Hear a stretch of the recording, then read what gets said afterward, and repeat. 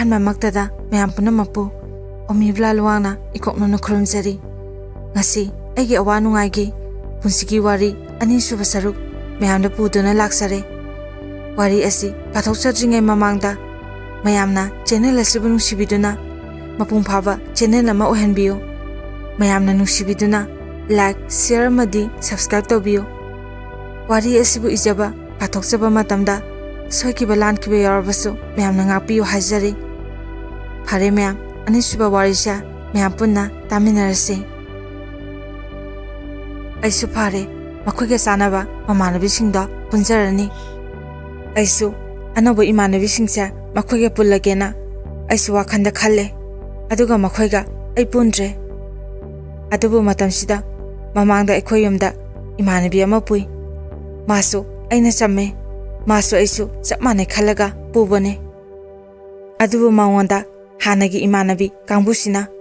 ꯃꯈꯣꯏꯒꯤ ꯌꯨꯝꯗ ꯀꯃꯥꯏꯅ ꯇꯧꯒꯦꯅ ꯍꯪꯕꯗ ꯃꯥꯁꯨ ꯑꯗꯨꯝ ꯐꯛꯂꯥꯡꯗꯣ ꯂꯩꯕꯥꯛꯅ ꯈꯥꯏ ꯆꯦꯛꯅ ꯁꯥꯗꯦꯅ ꯍꯥꯏꯕꯗ ꯃꯣꯏꯁꯦ ꯑꯩ ꯎꯕ ꯃꯇꯝꯗ ꯅꯣꯛꯅꯕꯤ ꯇꯧꯔꯛꯑꯦ ꯑꯩꯒꯤ ꯃꯥꯡꯗꯒ ꯗꯥꯏꯔꯦꯛꯄꯨꯗꯤ ꯍꯥꯏꯔꯛꯄꯗꯤ ꯅꯠꯇꯦ ꯏꯃꯥꯟꯅꯕꯤ ꯑꯃꯅ ꯑꯗꯨꯃꯥꯏꯅ ꯍꯥꯏꯅꯕꯅꯦꯅ ꯑꯩꯉꯣꯟꯗ ꯁꯨꯝ ꯍꯥꯏꯔꯛꯄꯅꯦ ꯃꯌꯥꯝ ꯑꯩꯁꯦ ꯄꯨꯟꯁꯤꯗ ꯈ꯭ꯋꯥꯏꯗꯒꯤ ꯄꯥꯝꯖꯕꯁꯦ ꯏꯁꯩꯅꯦ ꯑꯩ ꯑꯗꯨꯝ ꯃꯇꯝ ꯆꯨꯞꯄꯗ ꯏꯁꯩ ꯉꯪꯗꯨꯅ ꯂꯩ ꯑꯩꯁꯦ ꯃ꯭ꯌꯨꯖꯤꯛ ꯁꯕꯖꯦꯛꯁꯨ ꯂꯧꯋꯦ ꯑꯗꯨꯕꯨ ꯉꯁꯥꯏꯒꯤ ꯏꯃꯥꯟꯅꯕꯤꯁꯤꯡꯒꯤ ꯃꯑꯣꯡ ꯃꯇꯧꯗꯨꯅ ꯄ꯭ꯔꯦꯁꯔ ꯑꯃ ꯑꯣꯏꯔꯒ ꯑꯩ ꯂꯥꯏꯔꯤꯛꯇ ꯊꯋꯥꯏ ꯌꯥꯎꯔꯛꯇꯕ ꯍꯥꯏꯕꯗꯣ ꯑꯣꯏꯔꯛꯈꯤ ꯃꯔꯛꯁꯤꯗ ꯏꯃꯥꯟꯅꯕꯤ ꯑꯃ ꯌꯥꯎꯋꯦ ꯃꯌꯥꯝ ꯃꯥꯒꯤ ꯃꯃꯤꯡꯗꯤ ꯂꯣꯠꯆꯔꯒꯦ ꯃꯔꯝꯗꯤ ꯑꯁꯦꯡꯕ ꯃꯤꯡ ꯄꯜꯍꯟꯅꯤꯡꯕ ꯌꯥꯏ ꯄꯜꯍꯟꯅꯤꯡꯗꯕ ꯌꯥꯏ ꯃꯌꯥꯝꯅ ꯇꯥꯕꯗ ꯅꯨꯡꯉꯥꯏꯅꯕ ꯔꯤꯃꯥ ꯍꯥꯏꯅ ꯊꯣꯜꯂꯒꯦ ꯏꯃꯥꯟꯅꯕꯤ ꯔꯤꯃꯥꯁꯦ ꯅꯣꯡꯃ ꯃꯥꯅ ꯑꯩꯉꯣꯟꯗ ꯑꯁꯨꯝꯅ ꯍꯥꯏ ꯚꯥꯏ ꯅꯪꯒ ꯀꯥꯞꯄ ꯐꯣꯇꯣꯗꯣ ꯑꯩꯈꯣꯏꯒꯤ ꯃꯅꯥꯛꯇꯒꯤ ꯅꯨꯄꯥ ꯑꯃꯅ ꯐꯣꯇꯣꯗꯣ ꯁꯨꯝ ꯌꯦꯡꯕꯗ ꯅꯪꯁꯦ ꯎꯊꯣꯛꯈ꯭ꯔꯦ ꯑꯗꯨꯅ ꯍꯥꯏꯅꯕꯤꯌꯣꯅ ꯑꯩꯉꯣꯟꯗ ꯍꯥꯏꯌꯦꯅ ꯍꯥꯏꯔꯛꯑꯦ ꯃꯥꯅ ꯍꯥꯏꯔꯤꯕ ꯅꯨꯄꯥꯁꯦ ꯍꯧꯖꯤꯛ ꯑꯩꯒ ꯂꯨꯍꯣꯡꯗꯨꯅ ꯂꯩꯔꯤꯕ ꯅꯨꯄꯥ ꯑꯁꯤꯅꯦ ꯃꯌꯥꯝ ꯑꯩꯅ ꯅꯨꯄꯥꯗꯣ ꯀꯃꯥꯏꯅ ꯇꯧꯒꯦꯅ ꯍꯪꯕꯗ ꯌꯥꯝ ꯐꯕꯅꯦ ꯅꯤꯁꯥꯒ ꯑꯝꯇ ꯆꯥꯗꯕꯅꯦ ꯃꯄꯥꯗꯣ ꯃꯤꯅꯁꯨ ꯌꯥꯕꯅꯦ ꯀꯥꯎꯟꯁꯤꯂꯔ ꯑꯣꯏꯕꯅꯦꯅ ꯍꯥꯏꯔꯛꯑꯦ ꯃꯇꯝꯁꯤꯗꯗꯤ ꯑꯩꯗꯤ ꯅꯨꯄꯥ ꯑꯃꯁꯦ ꯈꯪꯅꯕꯒꯤ ꯑꯩꯅ ꯍꯥꯏ ꯑꯁ ꯇꯜꯂꯦꯗ ꯍꯧꯖꯤꯛ ꯅꯨꯄꯥ ꯑꯃ ꯈꯪꯅꯔꯤ ꯑꯗꯨꯁꯨ ꯅꯤꯇꯥꯒꯤ ꯃꯕꯨꯡꯒꯤ ꯃꯃꯥꯟꯅꯕꯅꯦ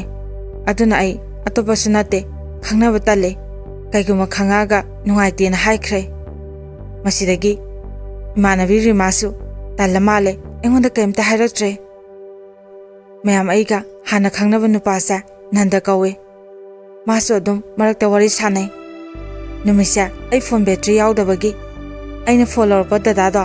ꯃꯣꯏꯗ ꯆꯠꯂꯒ ꯃꯜꯇꯤ ꯆꯥꯔꯖꯔꯗ ꯆꯥꯔꯖ ꯇꯧꯋꯦ ꯑꯗꯨꯒ ꯊꯅꯝꯃꯦ ꯉꯥꯏꯍꯥꯛ ꯂꯩꯕꯒ ꯑꯩ ꯕꯦꯇ꯭ꯔꯤꯗꯣ ꯂꯧꯊꯣꯛꯑꯒ ꯍꯥꯞꯆꯤꯟꯕ ꯃꯇꯝꯗ ꯗꯥ ꯅꯟꯗꯁꯦ ꯑꯩꯉꯣꯟꯗ ꯀꯣꯜ ꯇꯧꯔꯛꯑꯦ ꯁꯣꯝꯗꯁꯨ ꯀꯀꯥ ꯂꯩꯕꯗꯒꯤ ꯋꯥꯔꯤ ꯁꯥꯟꯅꯕ ꯌꯥꯔꯔꯣꯏꯅ ꯑꯩ ꯌꯨꯝꯗ ꯆꯪꯉꯛꯑꯦ ꯃꯄꯥꯟꯗꯅ ꯏꯃꯥ ꯂꯩ ꯑꯩ ꯕꯕꯥꯒꯤ ꯂꯥꯏꯅꯤꯡꯊꯧ ꯀꯥꯁꯦ ꯈꯔ ꯃꯝꯃꯤ ꯀꯅꯥꯝꯁꯨ ꯆꯪꯉꯣꯏꯅ ꯗꯥ ꯅꯟꯗꯒ ꯐꯣꯟ ꯋꯥꯔꯤ ꯁꯥꯟꯅꯅ ꯐꯃꯨꯡꯗ ꯇꯞꯅ ꯀꯥꯈꯠꯂꯒ ꯋꯥꯔꯤ ꯁꯥꯟꯅꯔꯦ ꯌꯥꯝ ꯀꯟꯅꯒ ꯉꯥꯡꯕ ꯅꯠꯇꯦ ꯇꯞꯅꯅꯦ ꯋꯥꯔꯤ ꯁꯥꯟꯅꯩꯁꯦ ꯉꯥꯏꯍꯥꯛ ꯋꯥꯔꯤ ꯁꯥꯟꯅꯔꯀꯥꯟꯗ ꯑꯩꯅ ꯁꯨꯝ ꯌꯦꯡꯉꯛꯄ ꯃꯇꯝꯗꯗꯤ ꯑꯩꯅ ꯐꯝꯃꯒ ꯋꯥꯔꯤ ꯁꯥꯟꯅꯔꯝꯃꯤꯁꯦ ꯕꯕꯥꯅ ꯐꯩꯖꯨꯞ ꯁꯨꯞꯄꯒ ꯐꯃꯨꯡꯗ ꯇꯨꯝꯃꯒ ꯂꯩꯔꯝꯃꯦ ꯑꯩꯅ ꯕꯕꯥꯒꯤ ꯃꯈꯣꯡ ꯃꯌꯥꯗꯅꯦ ꯐꯝꯂꯤꯁꯦ ꯑꯁ ꯃꯗꯨ ꯎꯕꯗ ꯑꯩꯁꯦ ꯃꯤꯍꯨꯜꯀꯁꯦ ꯑꯥ ꯌꯧꯋꯦ ꯑꯩ ꯇꯞꯅ ꯐꯃꯨꯡꯗꯩ ꯀꯨꯝꯊꯔꯛꯑꯦ ꯑꯗꯨꯒ ꯃꯄꯥꯟꯗ ꯊꯣꯛꯂꯛꯑꯦ ꯃꯇꯝ ꯑꯁꯤꯗ ꯏꯃꯥꯅ ꯑꯩꯉꯣꯟꯗ ꯅꯄꯥꯗꯩ ꯃꯩꯈꯦꯠꯇꯣ ꯑꯝꯇ ꯂꯧꯔꯛꯎ ꯁꯤꯅꯤ ꯑꯩꯁꯨ ꯍꯣꯏꯅ ꯍꯥꯏꯔꯦ ꯑꯗꯨꯕꯨ ꯄꯥꯈꯠꯄꯗ ꯂꯣꯏꯔꯦ ꯑꯩꯅ ꯋꯥꯔꯤ ꯁꯥꯟꯅꯕꯗꯣ ꯇꯥꯔꯝꯒꯗ꯭ꯔꯥ ꯅꯠꯇ꯭ꯔꯒ ꯇꯁꯦꯡꯅ ꯕꯕꯥꯁꯦ ꯇꯨꯝꯃꯤꯖꯥꯠꯂ ꯈꯜꯂꯦ ꯑꯗꯨꯕꯨ ꯆꯪꯗꯕ ꯌꯥꯗꯕꯅꯤꯅ ꯇꯟꯅ ꯆꯪꯉꯦ ꯃꯇꯝ ꯑꯗꯨꯗꯗꯤ ꯄꯥꯈꯠꯄꯗ ꯂꯣꯏ ꯍꯧꯖꯤꯛꯄꯨꯗꯤ ꯅꯣꯛꯅꯤꯡꯕ ꯐꯥꯎꯋꯦ ꯑꯩꯅ ꯕꯕꯥ ꯃꯩꯈꯦꯠꯇꯣ ꯑꯝꯇ ꯄꯤꯔꯣꯅ ꯍꯥꯏꯔꯕꯗ ꯕꯕꯥꯅ ꯁꯥꯎꯅ ꯀꯩꯅꯣ ꯀꯩꯒꯤ ꯃꯩꯈꯦꯠꯅꯣ ꯁꯤꯅꯤ ꯑꯩꯅ ꯏꯃꯥꯅ ꯑꯝꯇ ꯄꯤꯔꯛꯑꯣ ꯍꯥꯏꯌꯦꯅ ꯍꯥꯏꯕ ꯃꯇꯝꯗ ꯁꯦꯅ ꯁꯥꯎꯔꯒ ꯃꯩꯈꯦꯠꯇꯣ ꯂꯪꯊꯣꯔꯛꯑꯦ ꯑꯁ ꯑꯩ ꯏꯁꯥꯁꯦ ꯄꯥꯈꯠꯄꯗ ꯌꯥꯗ꯭ꯔꯦ ꯗꯗꯥ ꯑꯃꯗ ꯑꯩꯅ ꯋꯥꯔꯤꯗꯣ ꯇꯝꯃꯨꯕꯗ ꯃꯥꯗꯤ ꯋꯥꯟꯊꯈꯩ ꯅꯣꯛꯈ꯭ꯔꯦ ꯑꯗꯨꯒ ꯍꯥꯏꯔꯛꯑꯦ ꯅꯪ ꯁꯣꯏꯔꯔꯣꯏ ꯍꯟꯗꯛꯇꯤꯅ ꯑꯩꯁꯦ ꯃꯁꯤꯗꯒꯤ ꯕꯕꯥꯒꯤ ꯀꯥꯗ ꯆꯪꯗ꯭ꯔꯦ ꯅꯣꯡꯃ ꯅꯨꯃꯤꯠꯁꯦ ꯑꯩꯉꯣꯟꯗ ꯗꯥꯅꯟꯗꯁꯦ ꯐꯣꯟ ꯇꯧꯔꯛꯑꯦ ꯃꯌꯥꯝ ꯑꯩꯗꯤ ꯇꯟꯗꯅ ꯅꯨꯄꯥꯗ ꯀꯣꯜ ꯀꯌꯥ ꯇꯧꯗꯦ ꯅꯨꯄꯥꯅ ꯑꯅꯝꯕ ꯇꯧꯔꯛꯑꯦ ꯅꯨꯃꯤꯠꯁꯦ ꯑꯩꯈꯣꯏꯒꯤ ꯆꯥꯛ ꯉꯟꯇꯥ ꯇꯣꯛꯑꯦ ꯑꯩ ꯅꯨꯃꯤꯠꯁꯦ ꯂꯩꯀꯥꯏꯒꯤ ꯏꯃꯥꯟꯅꯕꯤꯁꯤꯡꯒ ꯀꯩꯊꯦꯜ ꯊꯣꯛꯎꯕꯒ ꯈꯔ ꯂꯥꯡꯉꯨꯕꯒ ꯏꯁꯥꯁꯦ ꯆꯠꯂꯨꯕꯒ ꯋꯥꯔꯦ ꯗꯥꯅꯟꯗꯁꯦ ꯄꯨꯡ 9 ꯇꯥꯔꯐꯥꯎ ꯀꯣꯜ ꯇꯧꯔꯛꯇꯦ ꯃꯗꯨꯗ ꯑꯩ ꯉꯥꯏꯕ ꯉꯝꯗꯕꯒꯤ ꯑꯗꯨꯝ ꯇꯨꯝꯊꯈ꯭ꯔꯕ ꯖꯥꯠꯅꯤ ꯅꯨꯃꯤꯠꯁꯦ ꯑꯩꯉꯣꯟꯗ ꯐꯣꯟ ꯄꯤꯔꯛꯄ ꯗꯗꯥꯁꯤꯒ ꯑꯩꯒꯤ ꯗꯗꯥꯒ ꯍꯥꯏꯗꯤ ꯑꯩꯒꯤ ꯏꯕꯨꯡꯗꯣ ꯃꯌꯥꯝ ꯃꯥꯒ ꯗꯗꯥꯒꯤ ꯐꯃꯨꯡꯗ ꯍꯤꯞꯄꯒ ꯐꯣꯟꯗ ꯒꯦꯝ ꯁꯥꯟꯅꯔꯒ ꯂꯩꯍꯧꯕꯅꯦ ꯑꯩꯗꯤ ꯑꯗꯨꯝ ꯇꯨꯝꯊꯔꯦ ꯅꯣꯡꯉꯥꯜꯂꯒ ꯑꯩꯅ ꯐꯣꯟ ꯌꯦꯡꯕ ꯃꯇꯝꯗ ꯗꯥꯅꯟꯗꯒꯤ ꯃꯤꯁ ꯀꯣꯜ 2 ꯂꯩꯔꯝꯃꯦ ꯑꯩ ꯉꯥꯏꯍꯥꯛ ꯋꯥꯔꯤ ꯁꯥꯟꯅꯔꯒ ꯐꯣꯟꯗꯣ ꯃꯩ ꯌꯥꯎꯗꯕꯒꯤ ꯑꯩ ꯆꯥꯔꯖ ꯇꯧꯕ ꯆꯠꯄꯗ ꯑꯩꯉꯣꯟꯗ ꯐꯣꯟ ꯄꯤꯔꯛꯄ ꯗꯗꯥꯁꯤꯅ ꯑꯩꯉꯣꯟꯗ ꯍꯥꯏꯔꯛꯑꯦ ꯅꯪ ꯉꯔꯥꯡ ꯀꯥꯏꯗ ꯐꯣꯟ ꯊꯝꯃꯤ ꯑꯩꯅ ꯀꯩꯗꯧꯔꯒꯦ ꯐꯣꯟꯗꯣ ꯃꯣꯄꯥ ꯃꯈꯥꯗ ꯊꯝꯃꯦꯅ ꯍꯥꯏꯕꯗ ꯊꯝꯅꯤ ꯐꯣꯟ ꯚꯥꯏꯕ꯭ꯔꯦꯁꯟ ꯊꯝꯃꯤ ꯑꯣꯏꯔꯝꯅꯤꯅꯦ ꯉꯔꯥꯡ ꯐꯣꯟ ꯇꯧꯔꯛꯄꯒꯤ ꯚꯥꯏꯕ꯭ꯔꯦꯁꯟ ꯈꯤꯡꯉꯛꯑꯦ ꯑꯩꯗꯤ ꯑꯗꯨꯝ ꯈꯪꯉꯕꯅꯦ ꯅꯪꯒꯤ ꯀꯥꯗꯒꯤꯅꯦꯁꯦ ꯑꯩꯗꯤ ꯚꯥꯏꯕ꯭ꯔꯦꯁꯟ ꯃꯈꯣꯟꯗꯣ ꯅꯣꯏꯗꯥ ꯇꯥꯒꯤꯅꯦꯅ ꯋꯥꯒ ꯀꯟꯅ ꯀꯟꯅ ꯉꯥꯡꯉꯕꯅꯦ ꯑꯗꯨꯒꯗꯤ ꯅꯣꯏꯗꯥꯁꯨ ꯇꯥꯔ ꯃꯥꯜꯂꯦ ꯀꯩꯅꯣ ꯐꯣꯟ ꯚꯥꯏꯕ꯭ꯔꯦꯁꯟ ꯃꯈꯣꯟ ꯅꯠꯇ꯭ꯔꯥ ꯀꯅꯥꯒꯤ ꯐꯣꯟꯅꯣ ꯍꯪꯉꯛꯑꯦ ꯑꯗꯨꯕꯨ ꯀꯨꯏꯅ ꯇꯧꯔꯛꯇꯕꯒꯤ ꯐꯕꯅꯦ ꯅꯣꯏꯗꯥꯅ ꯃꯈꯣꯟꯗꯣ ꯀꯔꯝ ꯀꯥꯗꯒꯤꯅꯣ ꯍꯪꯉꯛꯄ ꯃꯇꯝꯗ ꯐꯣꯟꯗꯣ ꯑꯗꯨꯝ ꯇꯧꯔꯛꯈꯤꯗ꯭ꯔ ꯃꯥꯜꯂꯦ ꯇꯣꯛꯈ꯭ꯔꯦ ꯅꯠꯇꯦ ꯅꯪꯕꯨ ꯐꯣꯟꯗꯣ ꯁꯥꯏꯂꯦꯟ ꯊꯝꯃꯨ ꯌꯥꯗ꯭ꯔꯕ ꯑꯩꯅ ꯑꯣꯏꯅ ꯃꯤꯍꯨꯟ ꯀꯥꯡꯉꯦ ꯑꯉꯥꯡꯗ ꯐꯣꯟ ꯄꯤꯁꯜꯂꯤ ꯀꯩꯒꯤꯅꯣꯅ ꯅꯣꯏꯗꯥꯅ ꯉꯥꯡꯉꯛꯑꯗꯤ ꯑꯩ ꯑꯗꯨꯒꯤ ꯈꯟꯕꯗ ꯀꯩꯒꯨꯝꯕ ꯑꯩꯅ ꯐꯣꯟ ꯄꯤꯔꯦ ꯍꯥꯏꯕꯁꯦ ꯅꯪ ꯅꯣꯏꯗꯥꯗ ꯍꯥꯏꯅꯨꯀꯣ ꯑꯩꯗꯤ ꯍꯥꯏꯁꯤꯅꯤꯅ ꯑꯩꯉꯣꯟꯗ ꯍꯥꯏꯔꯛꯑꯦ ꯏꯀꯨꯏ ꯀꯨꯏꯗꯅ ꯗꯥꯅꯟꯗꯁꯦ ꯊꯕꯛ ꯈꯜꯂꯛꯑꯦ ꯃꯥ ꯇ꯭ꯔꯦꯅꯤꯡ ꯃꯐꯝꯗ ꯆꯪꯉꯅꯤ ꯑꯗꯣ ꯌꯥꯝ ꯇꯣꯏꯅ ꯋꯥꯔꯤ ꯁꯥꯟꯅꯕ ꯌꯥꯗꯧ ꯃꯥꯟꯗꯦꯅ ꯍꯥꯏꯔꯛꯑꯦ ꯃꯇꯝꯗꯨꯗ ꯃꯥꯅ ꯊꯕꯛ ꯈꯜꯂꯛꯑꯦ ꯍꯥꯏꯕꯗꯣ ꯑꯩ ꯀꯩꯁꯨ ꯈꯜꯂꯨꯗꯦ ꯃꯔꯝꯗꯤ ꯑꯩꯉꯣꯟꯗ ꯀꯜꯂꯛꯄ ꯑꯣꯏꯖꯕ ꯏꯅꯥꯛ ꯈꯨꯟꯕ ꯂꯥꯏꯔꯕ ꯍꯥꯏꯕꯁꯦ ꯀꯩꯁꯨ ꯈꯟꯗꯦ ꯃꯥꯁꯨ ꯏꯀꯨꯏ ꯀꯨꯏꯗꯅ ꯇ꯭ꯔꯦꯅꯤꯡꯒꯤ ꯆꯪꯈ꯭ꯔꯦ ꯐꯣꯟ ꯄꯥꯏꯍꯟꯗꯦꯅ ꯁꯟꯗꯦ ꯈꯛꯇꯪ ꯄꯥꯎ ꯐꯥꯎꯅꯩ ꯃꯔꯛ ꯑꯁꯤꯗ ꯑꯩꯈꯣꯏꯒꯤ ꯏꯃꯥꯟꯅꯕꯤ ꯂꯩꯀꯥꯏꯒꯤ ꯑꯃꯒ ꯏꯅꯥꯎꯅꯨꯄꯤ ꯑꯃꯒ ꯑꯩꯈꯣꯏ ꯑꯍꯨꯝꯁꯦ ꯄꯨꯟꯁꯤꯜꯂꯒ ꯏꯟꯈꯠꯂꯛꯄ ꯃꯇꯝ ꯑꯣꯏꯕꯒꯤ ꯐꯣꯟ ꯅꯧꯅꯒ ꯄꯥꯏꯕꯒꯤ ꯃꯤꯉꯣꯟꯗ ꯐꯣꯟ ꯇꯧꯔꯒ ꯁꯨꯝ ꯈꯥꯏꯅꯤꯡꯕꯗꯣ ꯐꯥꯎꯋꯦ ꯅꯨꯃꯤꯠꯁꯦ ꯑꯩꯈꯣꯏ ꯌꯨꯝꯒꯤ ꯃꯤꯁꯦ ꯀꯅꯥꯝ ꯂꯩꯇꯦ ꯃꯥꯒꯤ ꯊꯕꯛ ꯂꯣꯏꯅ ꯆꯠꯊꯣꯛꯅꯈꯤ ꯃꯇꯝ ꯑꯁꯤꯗ ꯃꯣꯏ ꯑꯅꯤꯁꯨ ꯑꯩꯒꯤ ꯃꯅꯥꯛꯇ ꯍꯦꯛ ꯂꯥꯛꯑꯦ ꯑꯗꯨꯒ ꯑꯩꯉꯣꯟꯗ ꯐꯣꯟꯗꯣ ꯄꯛꯅꯝ ꯅꯝꯁꯤꯜꯂꯒ ꯐꯣꯟ ꯇꯧꯁꯦ ꯅꯝꯕꯔꯗꯣ ꯄꯛꯅꯝ ꯅꯝꯁꯟꯁꯦ ꯍꯥꯏ ꯃꯁꯤꯗ ꯑꯩꯅ ꯉꯥꯏꯈꯣ ꯑꯩꯉꯣꯟꯗ ꯏꯃꯥꯟꯅꯕꯤ ꯑꯃꯅ ꯅꯨꯄꯥ ꯑꯃ ꯃꯥꯒꯤ ꯃꯅꯥꯎꯅꯨꯄꯥ ꯊꯣꯛꯄꯅꯦ ꯍꯥꯏ ꯑꯩꯉꯣꯟꯗ ꯍꯥꯏꯅꯕꯤꯌꯨ ꯍꯥꯏꯕꯅꯦ ꯑꯩ ꯐꯣꯟ ꯇꯧꯒꯦ ꯑꯗꯨꯒ ꯐꯣꯟ ꯅꯝꯕꯔꯗꯣ ꯂꯧꯔꯒ ꯈꯥꯏꯁꯤꯅ ꯍꯥꯏꯕꯗ ꯃꯣꯏ ꯑꯅꯤꯅ ꯍꯣꯏ ꯈꯥꯏꯁꯦ ꯑꯗꯣ ꯕꯦꯂꯦꯟꯁ ꯀꯥꯞꯍꯜꯂꯛꯁꯦ ꯁꯤꯅꯤ ꯑꯩꯅ ꯏꯃꯥꯟꯅꯕꯤꯁꯤꯗ ꯐꯣꯟ ꯇꯧꯔꯒ ꯅꯪꯅ ꯍꯥꯏꯕ ꯅꯨꯄꯥꯗꯣ ꯑꯗꯨꯒꯤ ꯅꯝꯕꯔꯗꯣ ꯑꯩꯉꯣꯟꯗ ꯑꯝꯇ ꯄꯤꯔꯛꯑꯣ ꯁꯤꯅꯤ ꯏꯃꯥꯟꯅꯕꯤꯁꯤꯅ ꯌꯥꯔꯕꯣ ꯀꯩꯒꯤꯅꯣꯅ ꯍꯪꯉꯛꯑꯦ ꯑꯩꯅ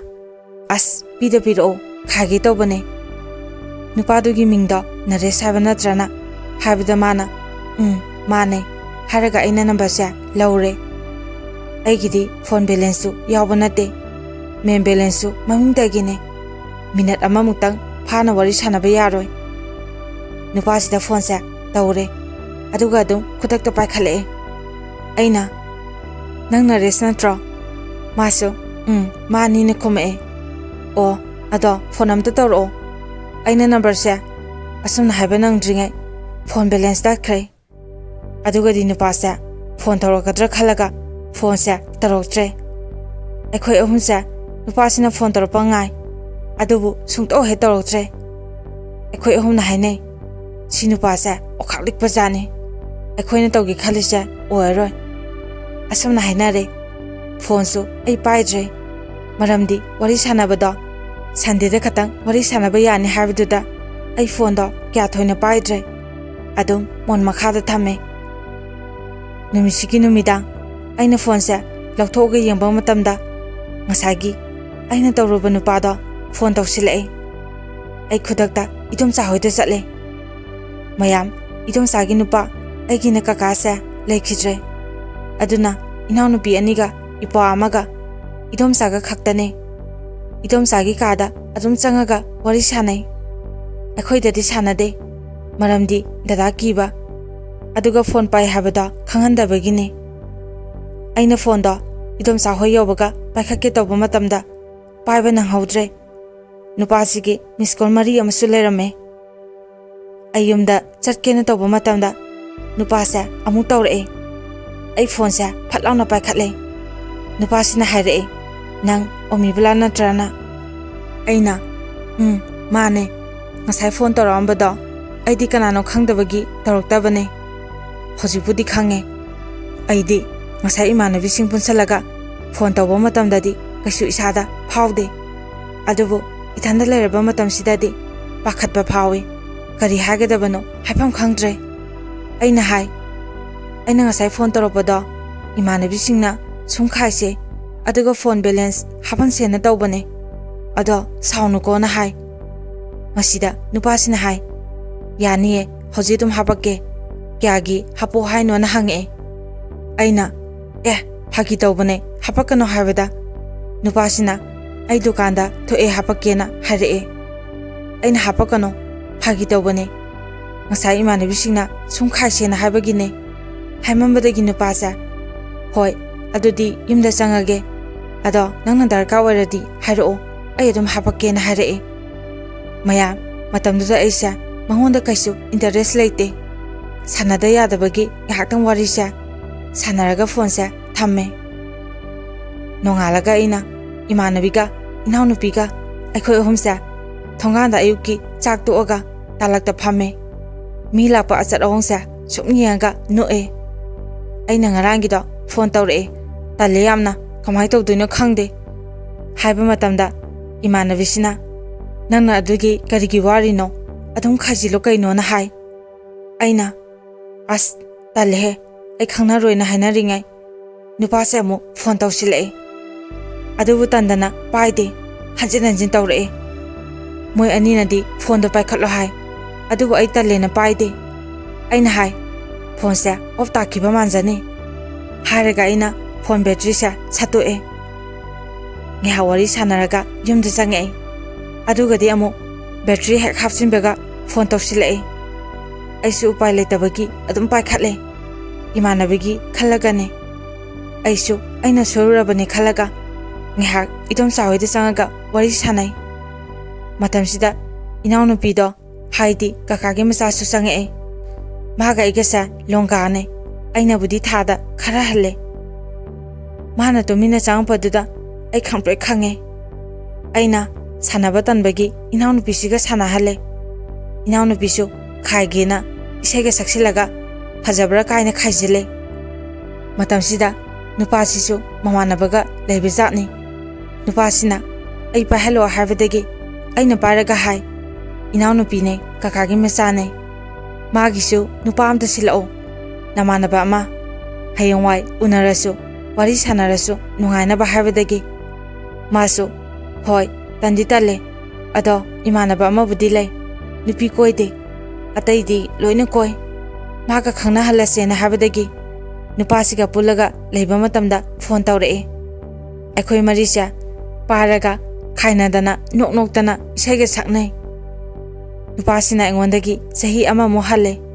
aduna dana resna kawe madi pura anam amane phone sa paidri khai tawre aduga dum wangang drasu phone sa paraga leyosu haiduine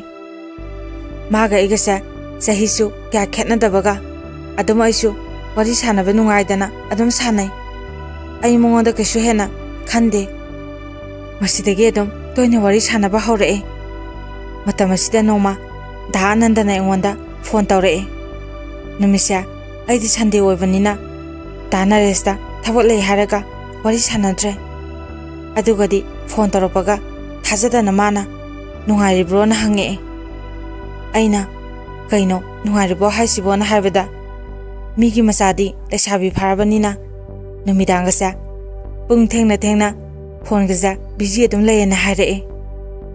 masitabada ai isasa pakhatle maramdi ai isana lalabanina ai kem haidre tumina adum lay mana nang atopa nupa koirabra na hange aina कोइदे सम मी अमा phone तौरपा इसम समना worry सानबने हाय मसिदा माना phone से मरमक्ता पाइबे यारनी अतै मीबुदी पाइबे यादे phone सेनरिबा मिसिना अइबु नुसिबिबगी याबने अदो अइगा खंगनबा नुपीदा phone तवे हाबा नते युमगी इमा बाबा मसांगमदे अदु हारगा फोन से वरी सानैनी अदुना नंग सिदैदी अतोपा नुपागा वरी सानबा यारोइने हारे अइसु माना हाबदो होइने यारे नुमिसा अइगा इमानबी लेकाइगे हाबदुगा इनाउ नुपीसिगा अखोय अहुमसा अइगे कोइनबा नुपासा ममित यामब्रा नुपीदा चोपा नुपारे यंगसिना नंबर पिथोकनरगा फोन तवे अहानबदा इमानबीसिगी नुपादा तोबा मतमदा नुपासिना नोइसा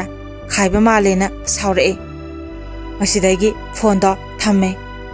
अदुगा दानंददा मु फोन तवे अदुगा मादी खाइरए खंगनबा नुपी लेब्रन हंगबा मतमदा लेते कायना हारे ऐसा मधु ताबदे इकायरे इमानबीसिगा इनाउनुपीसिगी ममांगदसु इकायरे अइना इमानबीसिदा नंग मतम खरा हाइदोकनो फोन तौरादी नोंनिनी पाव अदुम फाउनौना हाइबदुगी मासु होय हाइदोओय मागी मगुनसा येंगसेना हाय अदुगदी इमानबीसिना फोन तौरागा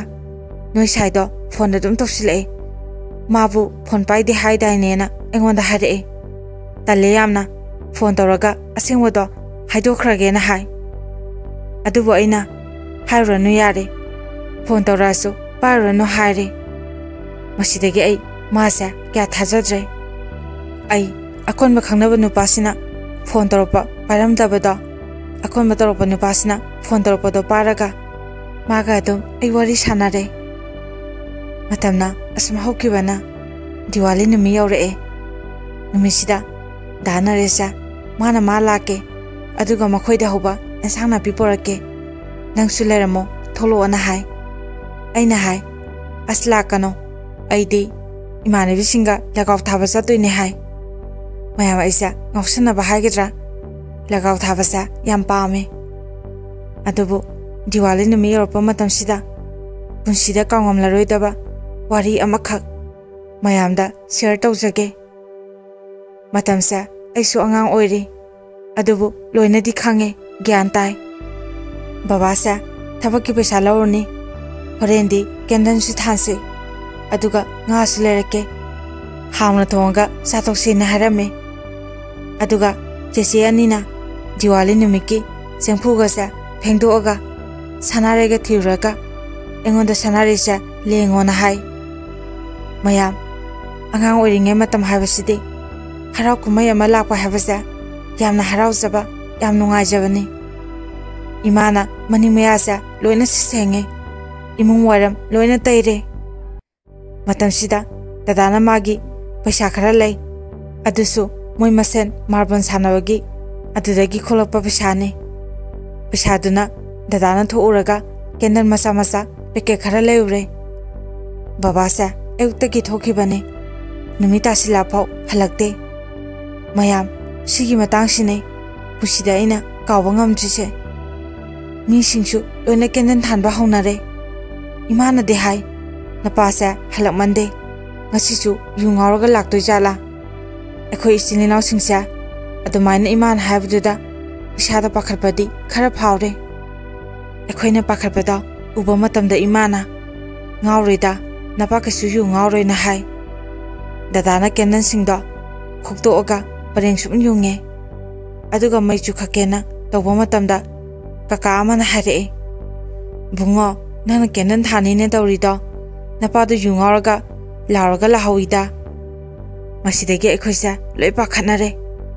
दादासु केनन अयिंग बसिंगदो लोइने लौसिले अइ सेंथोगा बाबा युंगाव हाबदा चुम्ब्राने येंगे अदुगरि मसादो सत्पा ngamboi ngamdabo युंगावगा लाउलाउदना लाए बाबासा पैसा लौनिने चख्रगा युम्बुदुना पिरक्त्रबा जानी मयाम हौजिति खुसुमन हापसा सनद्रे तनबु तनद्रदि थबकी थबक ngaktane पैसा तानबा लारे मतम अदुददी खुसुमनसा यामना हातनै अदुगा बाबाना अमुके हेना खिक हेले Babasa mingoda pesa haiba ngamde mingamde adubu ekhon he khangpodegi babasa subo nomba yam kalle nomata wai haiba phau haide thabaki pesa lawni chakhraga yu khra pithaga hekta tharak toine aina thonganda babado lepaga yenge babana I ubada yu ngawba migi chumna changa maso mi uraga masagi thongan masagi mem yoraga hena ngawba henka pida tawre babana mangwanda phamaga chunga lei aina babagi furito yalaga lei maramdi mingona khatnaba horuni si khanbagini chatanaba haiduna yalibani babana lekai mawalau dena magi pendwasa chunga mo matamda pungsa phanam thenge chaurana pung mapan tararam taramani moidi nisagi mayaiduna waba khangdrabani babasu ima uradi ngangba hele aduna dadagi kada lei matamasida dadadi khara saure aduna babana magi kada di changde adubu lei khambagi adum ngangbudu tawe mising punamakti tumna himna khrai babasu imada dadada khatnaba horamlaga ngangba yaba ngangamaga wara male imung changkhrai aduga phamung ka khakrai adusu phamung da ngangba lepte usina sina babasa tumkhrai ningtham tha oibagi isik chi e ekhoisu saka thongdre matamasida dadasa magi kadigi tholaaga kenan singdo loina pareng mangonda yumgi maninglomda loina thale madu uba matamda ai angang oijarasu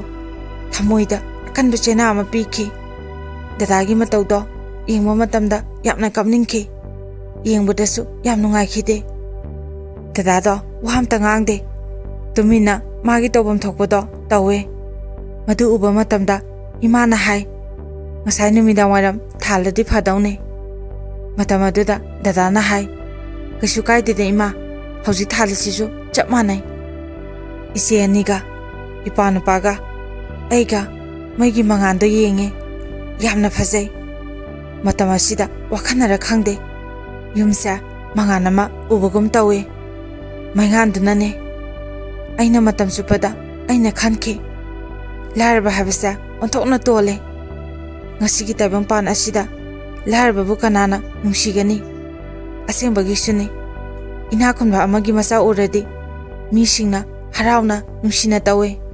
larba mapa mamagi masai khoina kamdawa punsi sida awabadana saru oraga tumpham chapang khangdana punsi se lele adubu punsi chupa asumna waraga talwaragadra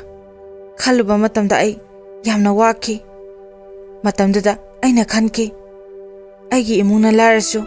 ima babana mi ngamdrasu asonma mi ama oirasu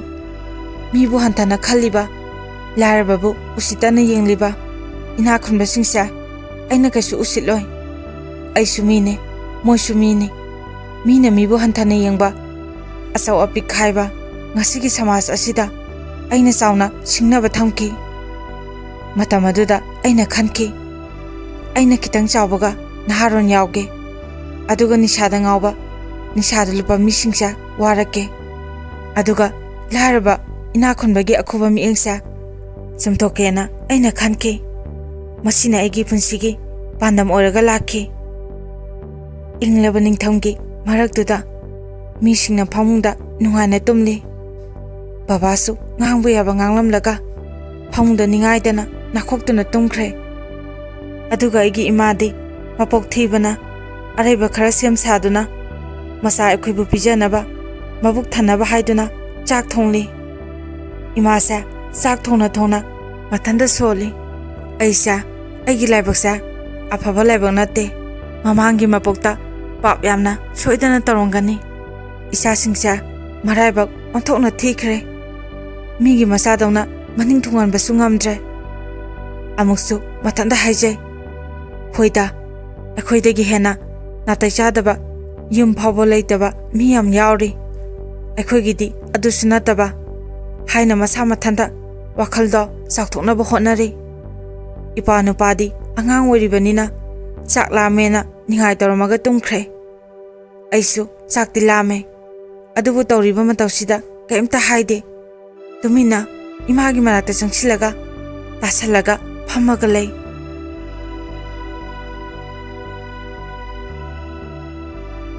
ꯃꯇꯥꯡ ꯑꯁꯤꯗ ꯑꯅꯤꯁꯨꯕ ꯋꯥꯔꯤ ꯑꯁꯦ ꯃꯌꯥꯝꯗ ꯇꯥꯍꯟꯖꯕ ꯂꯣꯏꯖꯔꯦ